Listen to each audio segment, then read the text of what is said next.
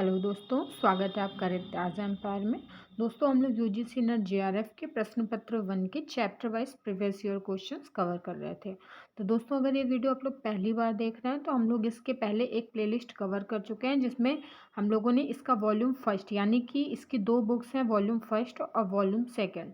तो अभी हम लोग वॉल्यूम सेकेंड कवर कर रहे हैं और वॉल्यूम फर्स्ट की एक अलग प्ले बनी है, आप लोग उसको सेव कर लें और स्टार्टिंग से सारे वीडियोज़ देख सकते हैं। और दोस्तों, वॉल्यूम 2 हम लोग स्टार्ट कर चुके हैं जिसका सबसे पहला जो चैप्टर है टीचिंग एप्टीट्यूड, उसके कुछ इम्पॉर्टेंट टॉपिक्स कवर भी कर चुके हैं। तो कुछ दिन दोस्तों वीडियो नहीं आ पाई थी क्योंकि कुछ ट्रेजेडी हो गई थी। तो हम लोग चलिए आगे बढ़ते हैं अपनी वीडियो की तरफ। दोस्तों, ज़्यादा टाइम वेस्ट ना करते हुए हम लोग ज़्यादा से ज़्यादा क्वेश्चंस कवर करने की कोशिश करेंगे। तो इस वीडियो का हमारा पहला क्वेश्चन है, नीचे 2 कथन दिए गए हैं, एक अभिकथन के रूप में, दूसरा उसके कारण के रूप में। तो दोस्तों, इसका अभिकथन दिया गया है, पूर्व प्रयोगात्मक अभिकल्प की प्रमुख कमी यह है कि ये तुलना समूह प्रदान करने में असफल रहते हैं।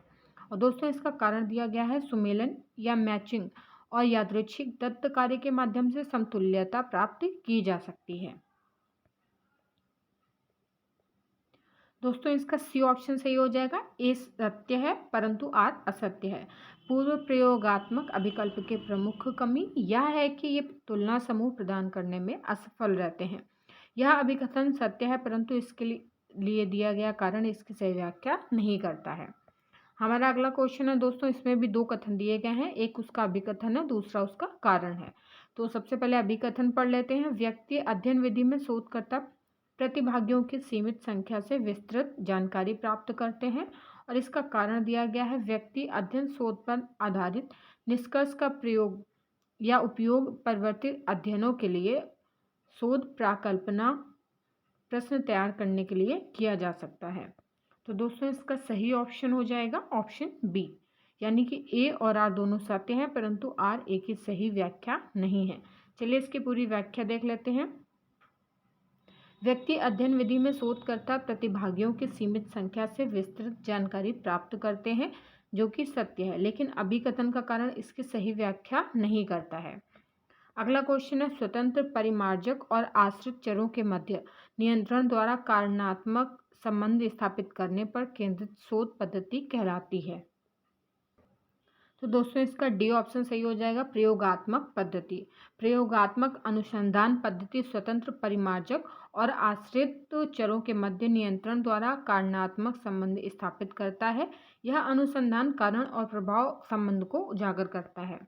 हमारा अगला क्वेश्चन है, क्रियात्मक अनुसंधान में समीक्षात्मक सर्वेक्षण के चरण के दौरान कौन से कार्यकलाप किए जाते हैं। तो दोस्तों, नंबर ए है सामान्य धारणा की पहचान तथा स्पष्टीकरण, नंबर 2 है परिस्थितियों के तथ्यों का वर्णन, नंबर 3 है परिस्थितियों के तथ्यों की व्याख्या करना, और नंबर 4 है सामान्य योजना का निर्माण करना, नंबर 5 है दोस्तों अगले क्रियात्मक चरणों को विकसित करना। तो दोस्तों, इसका सही ऑप्शन ए हो जाएगा, केवल 2 और 3। चलिए इसकी व्याख्या समझ लेते हैं। क्रियात्मक अनुसंधान में समीक्षात्मक सर्वेक्षण के चरण के दौरान परिस्थितियों के तथ्यों का वर्णन तथा परिस्थितियों के तथ्यों की व्याख्या संबंधित कार्यकलाप किए जाते हैं। क्रियात्मक अनुसंधान किसी समस्या की पहचान करने तथा उनके निदान हेतु उपाय सुझाने के लिए किए जाते हैं। और क्रियात्मक अनुसंधान का प्रक्रम चक्रीय होता है। क्रियात्मक अनुसंधान शब्द का उपयोग सर्वप्रथम कुर्ट लेविन ने किया था। चलिए दोस्तों, इसके डायग्राम से थोड़ा सा समझ लेते हैं।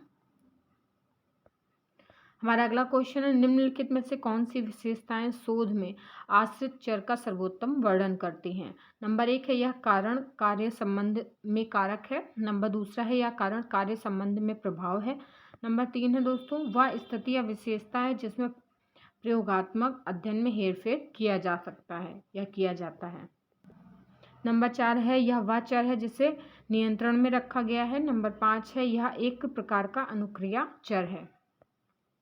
दोस्तों, इसका सी ऑप्शन सही हो जाएगा, केवल 1 और 3। स्वतंत्र चर शोध में चर के कारण कार्य संबंध को बताना है। यह शोध में अन्य चरों में स्वतंत्र कारण है। आश्रित चरों के प्रभाव को जानने के लिए हेरफेर या बदलाव एक शोधकर्ता द्वारा किया जाता है।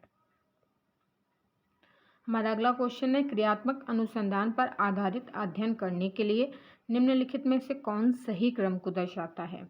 तो दोस्तों इसका सही ऑप्शन ए हो जाएगा। नियोजन, योजना पर कार्य, प्रेक्षण और विमर्शी अनुचिंतन। क्रियात्मक अनुसंधान पर आधारित अध्ययन के लिए सही क्रम निम्न है। नियोजन, योजना पर कार्य, प्रेक्षण और विमर्शी अनुचिंतन। यह एक चक्रीय प्रक्रिया है। हमारा अगला क्वेश्चन है दोस्तों, नीचे दो कथन दिए गए हैं जिनमें से एक को अभिकथन ए, दूसरे को तर्क आर कहा गया है। तो दोस्तों इसका अभिकथन दिया गया है, अपेक्षित संवर्धन एवं विकास सुनिश्चित करने के आशय से परिस्थितियों का पुनः अनुवेक्षण भी शोध का प्रयोजन होता है। और इसका कारण दिया गया है दोस्तों, क्रियात्मक अनुसंधान शोध का वह स्वरूप है जो बुनियादी तौर पर परिस्थितियों में समुन्नति लाने की ओर उन्मुख होता है। दोस्तों इसका बी ऑप्शन सही हो जाएगा, यानी कि ए और आर दोनों सही हैं, परंतु आर ए की सही व्याख्या नहीं है। हमारा अगला क्वेश्चन है दोस्तों, इसमें दो कथन दिए गए हैं। पहला कथन है, क्रियात्मक अनुसंधान चक्रीय होता है क्योंकि इसमें योजना, क्रिया, पर्यवेक्षण, विचारण का चक्र शामिल होता है। कथन दूसरा है, क्रियात्मक अनुसंधान का प्रयोजन चरों के बीच कारणात्मक संबंध की व्याख्या करने हेतु एक सिद्धांत विकसित करना होता है।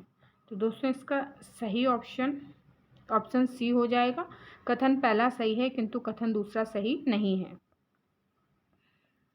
और दोस्तों इसको इस डायग्राम के द्वारा बहुत अच्छे से समझा जा सकता है। क्रियात्मक अनुसंधान चक्रीय होता है क्योंकि इसमें योजना, क्रिया, पर्यवेक्षण, विचारण का चक्र शामिल है।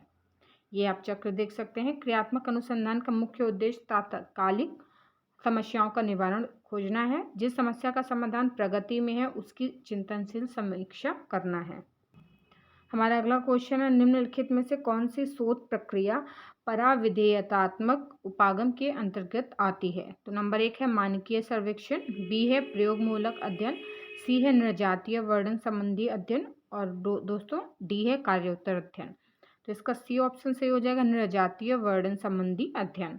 नृजातीय वर्णन संबंधी अध्ययन पराविधेयात्मक उपागम अथवा उत्तर प्रत्यक्षवाद के अध्ययन के अंतर्गत आएगी। उत्तर प्रत्यक्षवाद उपागम पद्धतिगत बहुलवाद पर बल देता है। यह इस मान्यता पर आधारित है कि किसी शोध में अपनाई जाने वाली विधि या पद्धति उस शोध के शोध प्रश्न पर आधारित होनी चाहिए। यह वास्तविकता की व्यक्तिनिष्ठता से संबंधित होता है और प्रत्यक्षवादियों द्वारा अपनाए गए पूर्णतः वस्तुनिष्ठता वाले रुख से दूर जाता है। हमारा अगला क्वेश्चन है दोस्तों, कोई महाविद्यालय अध्यापक एक शोध कार्यक्रम तैयार करता है जिसमें उसका उद्देश्य अध्यापन के दौरान अपनी कक्षा में सामाजिक भावनात्मक पहलू को सुधारना है। इस संदर्भ में निम्नलिखित में से कौन सी शोध विधि उपयुक्त मानी जाएगी? तो दोस्तों इसका डी ऑप्शन सही हो जाएगा, क्रियात्मक अनुसंधान विधि। क्रियात्मक अनुसंधान विधि उपयोगी होगी यदि कोई महाविद्यालय शिक्षक एक शोध कार्यक्रम तैयार करे जिसमें उसका उद्देश्य शिक्षण के दौरान अपनी कक्षा में सामाजिक भावनात्मक पहलू को सुधारना हो। क्रियात्मक शोध किसी समस्या को पहचानने और उसके निराकरण के लिए सुझाव देने के लिए आयोजित की जाती है। इसकी प्रकृति चक्रीय होती है।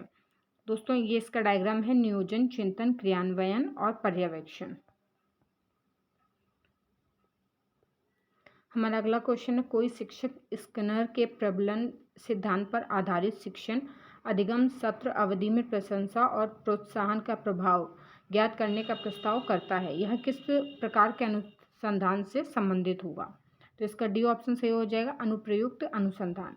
यदि कोई शिक्षक स्किनर के प्रबलन सिद्धांत पर आधारित शिक्षण अधिगम सत्र अवधि में प्रशंसा और प्रोत्साहन का प्रभाव ज्ञात करने का प्रस्ताव करता है तो यह अनुप्रयुक्त अनुसंधान से संबंधित होगा। अनुप्रयुक्त शोध का प्रयोग समाज द्वारा सामना की जा रही विशेष व्यवहारिक समस्याओं के समाधान के लिए किया जाता है। इसका प्रयोग नीति निर्माण, प्रशासन और घटनाओं के अवबोध में किया जाता है। हमारा अगला क्वेश्चन है दोस्तों, नीचे दो कथन दिए गए हैं। पहला कथन है, समस्त अनुसंधान किसी सिद्धांत के निर्माण द्वारा ज्ञान कोश में वृद्धि करते हैं।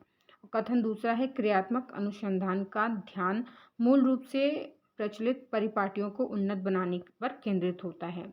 तो दोस्तों इसका सही ऑप्शन डी हो जाएगा, यानी कि कथन पहला असत्य है किंतु कथन दूसरा सही है। हमारा अगला क्वेश्चन है, महाविद्यालय का एक शिक्षक विद्यार्थियों के घर की परिस्थितियों तथा उपलब्ध छात्रावासों से संबंधित वास्तविक परिस्थितियों के चित्रण की दृष्टि से शोध करता है। ऐसा करने के लिए निम्नलिखित में से कौन सा शोध प्रारूप उपयोगी रहेगा? तो दोस्तों इसका सी ऑप्शन सही हो जाएगा, प्रतिभागी प्रेक्षण आधारित शोध। महाविद्यालय का एक शिक्षक विद्यार्थियों के घर की परिस्थितियों तथा उपलब्ध छात्रावासों से संबंधित वास्तविक परिस्थितियों के चित्रण की दृष्टि से शोध करता है। ऐसा करने के लिए प्रतिभागी प्रेक्षण आधारित शोध प्रारूप सर्वाधिक उपयोग रहेगा। जब शोधार्थी स्वयं अध्ययन किए जाने वाले समूह का हिस्सा बनकर गतिविधि में भाग लेता है तो उसे प्रतिभागी अवलोकन या प्रेक्षण कहते हैं। इसमें शोधार्थी समूह के बीच पूरी तरह से घुल मिल जाता है, उसकी असली पहचान छिपी रहती है। इस प्रकार वह समूह के कार्य व्यवहार, रीति रिवाजों, जीवन मूल्यों और परंपराओं को बेहतर ढंग से जान पाता है। वह प्रतिभागी होने के साथ साथ प्रेक्षक भी है। उसकी दोहरी भूमिका की जानकारी दूसरे प्रतिभागियों को नहीं होती है। हमारा अगला क्वेश्चन है, निम्नांकित में से किन शोधों में संभाव्यता पर आधारित प्रतिदर्श चयन विधियों का अनुप्रयोग किया जाता है? तो नंबर दोस्तों ए दिया गया है सर्वेक्षण शोध, बी है परीक्षानात्मक शोध और सी है दृश्य घटना विज्ञान आधारित शोध, डी है क्रियात्मक शोध, ई है सह संबंधात्मक अभिकल्प आधारित शोध। तो दोस्तों इसका सही ऑप्शन ए हो जाएगा, ए, बी और ई। सर्वेक्षण शोध, परीक्षणात्मक शोध तथा सह संबंधात्मक अभिकल्प आधारित शोधों में संभाव्यता पर आधारित प्रतिदर्श चयन विधियों का अनुप्रयोग किया जाता है। संभाव्यता प्रतिदर्श चयन पद्धति में इस धारणा के आधार पर नमूनों का चयन किया जाता है कि चयनित समग्र के सभी तत्वों के समान होने की संभावना है। संभाव्यता प्रतिदर्श चयन तकनीक में प्रतिदर्श चयन की कई अलग अलग तकनीकें सम्मिलित हैं। सरल यादृच्छिक प्रतिदर्श चयन विधि संभाव्यता नमूना चयन का सबसे बुनियादी रूप है और नमूना चयन में सबसे व्यापक रूप से इस्तेमाल किया जाने वाला तरीका है, क्योंकि यह बहुत आसान विधि है।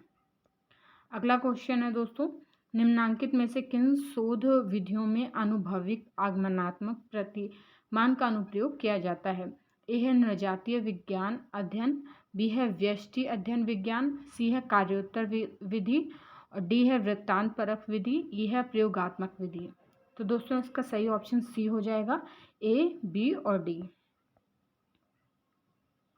नृजातीय विज्ञान अध्ययन, व्यष्टि अध्ययन विधि एवं वृत्तांतपरक विधि जैसे शोध विधियों में अनुभाविक आगमनात्मक प्रतिमान का अनुप्रयोग किया जाता है। व्यवहारवादी उपागम विश्लेषणात्मक विवेचना के लिए विशेष रूप से आगमनात्मक पद्धति तथा आनुभाविक पद्धति का प्रयोग करता है। व्यवहारवादी उपागम राजनीति एवं राजनीतिक व्यवहार संदर्भित यथार्थताओं के व्यवहारपरक विश्लेषण का अनुभाविक तरीका है।